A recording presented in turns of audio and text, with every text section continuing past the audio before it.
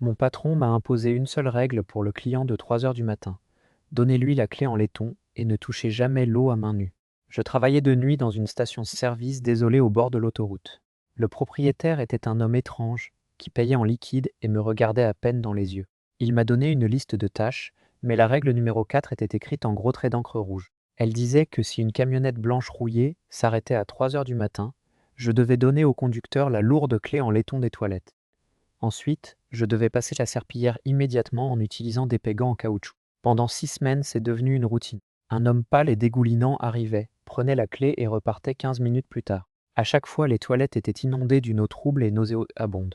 La curiosité a fini par prendre le dessus. J'ai vérifié les enregistrements de surveillance et j'ai vu l'homme entrer dans les toilettes, mais il n'en est jamais ressorti. À exactement 15 minutes, l'écran a glitché et l'homme ainsi que sa camionnette ont tout simplement disparu de l'existence.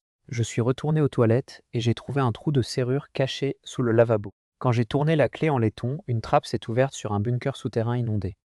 À l'intérieur se trouvaient des dizaines de valises et les restes de personnes qui avaient été piégées et étaient mortes noyées. Soudain, j'ai entendu un bruit de glissement humide derrière moi. Le conducteur était là, mais il n'était plus humain. C'était un cauchemar en décomposition, gorgé d'eau, la peau grise et pelant. J'ai couru vers le bureau et je m'y suis enfermé. C'est là que j'ai trouvé le registre du propriétaire. Il faisait passer des gens clandestinement à la frontière et les avait laissés se noyer dans ce bunker lors d'une tempête, il y a des années. Le conducteur n'était que l'une des victimes, piégée dans une boucle spectrale. La créature a martelé la porte pendant des heures, mais dès que le soleil s'est levé, les bruits ont cessé.